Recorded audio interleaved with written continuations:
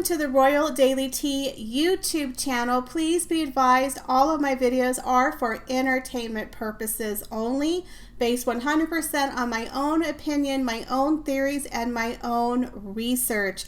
All of my information can be found on the public domain and falls under the fair use guidelines. Please feel free to do your own research. Hello and welcome back to the Royal Daily Tea. I hope you all had a wonderful weekend. I always feel like I need 3 days off a week. 2 days is just never enough time for me. But nonetheless, back to work as we go. Now I'm going to let you know I'm going to be doing some YouTube shorts. It is a new short form video format for YouTube where you get up to 60 seconds of video. So I'm going to try to do 5 YouTube shorts this week, one every single day, to give you a little bit of a daily royal tea. So make sure you check back every single day here on YouTube for the Royal Daily Tea. On top of that, I do plan to do 1 to 2 long format videos. So rest assured, if you don't like the shorts, I will still have my usual 1 to 2 videos. Now I'm doing this because a lot of you do not follow me over on TikTok or Instagram. So I want to make sure you can get your royal updates daily over here on YouTube. But please do check me out over on TikTok and Instagram, and of course the royaldailytea.com website. Now on to the tea. So there is a rumor out there that Meghan Markle could possibly be relaunching her lifestyle blog, The Tig.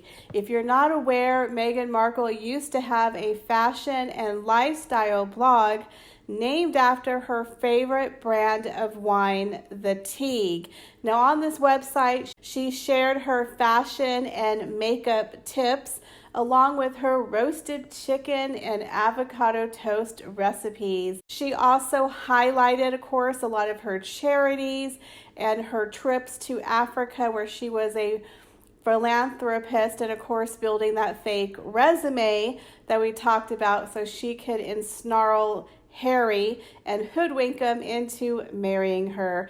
Now, if you haven't checked out my video, How Meghan Hoodwinked Harry, make sure you guys check it out below because we go into major detail in that video. But on her lifestyle blog, she got a lot of brand deals, a lot of kickbacks, affiliate marketing. They get freebies from a lot of fashion designers. It's really good to be a blogger because you can actually make quite a bit of money. Now, she was a very popular C-level actress. She did have a following while she was starring on the cable series Suits. She wasn't super famous, but yes, there was a group of people who did know her. People who followed the show also followed her blog. She was also featured on quite a few talk shows where she would do recipes or talk about fashion. So she was constantly in the press highlighting her lifestyle blog.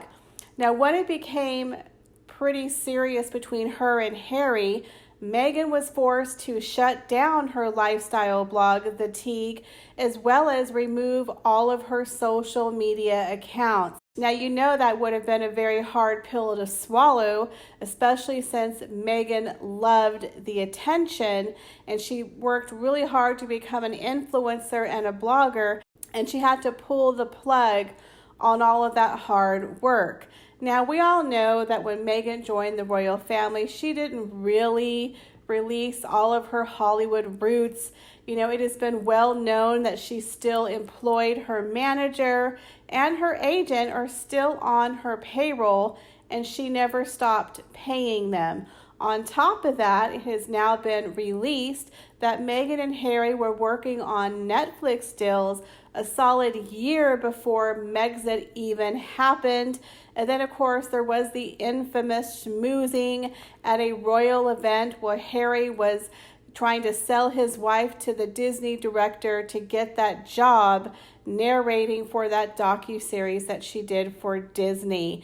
So Meghan and Harry, in my opinion, planned this well before it happened. Meghan never planned to be a part of the royal family. This was simply a stepping stone to global, worldwide fame. She went from a C-level actress to a well-known person who is literally part of the most famous royal family in the world. Now, there are other royal families out there, but I believe the British royal family is the one that is most known worldwide, especially in America. Most people know the British royal family above other royal families. So Meghan is not dumb, as we've stated. She's a smart cookie. She's very manipulative, very hypocritical, and she's always planning 20 steps ahead. So she knew that becoming a duchess was going to be great for her brand. It was going to push her back into Hollywood, make her go from a D-lister to an A-lister, and she was going to have a title, kind of like the Grace Kelly of Hollywood. You know, Grace Kelly gave up her acting career to marry her husband, Prince Rainier of Monaco, and it is rumored that, of course, you know, Princess Grace gave that up very, very early, and that she might have regretted that decision. Well, Meghan never planned to really give up her acting career. As we've just discussed, her and Harry were making a strategy to go to Hollywood well before Megxit. So that whole story of them leaving because they were bullied and harassed, and Kate and William were mean to them, and the press hounded them.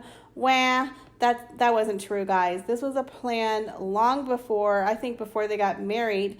They planned this whole thing because she was still having her agent on speed dial. She was still paying for her press. She was still working behind the scenes on networks, you know, on Netflix projects.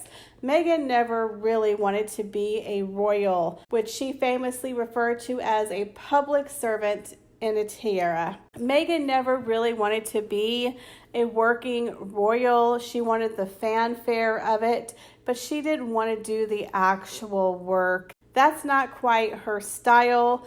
If you remember the infamous story where Meghan flew off the handle, where she screamed and made her staff cry when they received thousands of dollars worth of free clothing and accessory from very high-level fashion designers, and they sent all of the clothing back.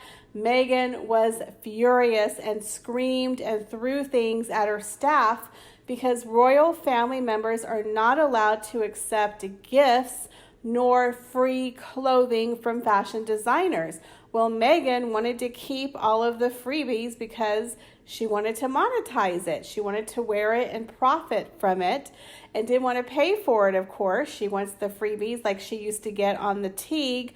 But when she found out her staff had sent it back and she wasn't able to keep it, you know that had to have made her extremely pissed off and upset.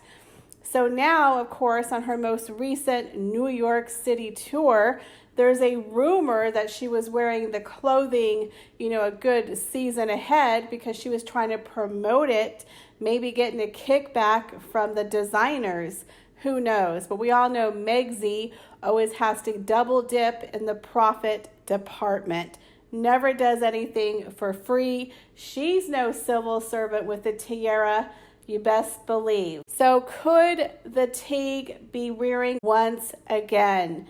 I believe this could be a possibility. As we stated in a previous video, Makeup by Markle, Harry and Meghan were seen with Guthy Ranker, the famous duo of the infomercials, the famous duo who work with many, many celebrities like Cindy Crawford to promote skincare and makeup lines for celebrities.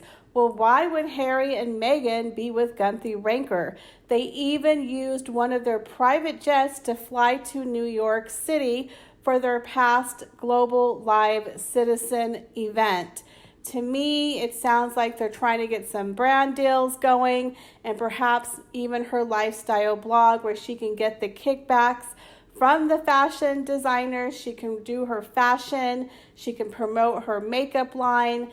To me, I think the Tig could very well be making a comeback.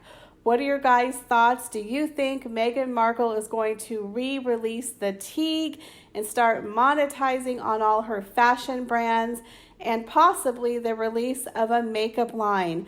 Leave your comments, guys, down below. As always, I appreciate each and every one of you. Thank you so much for stopping by my channel, and please be sure to check me out daily, as well as going over to TikTok and Instagram. Thank you and have an amazing day.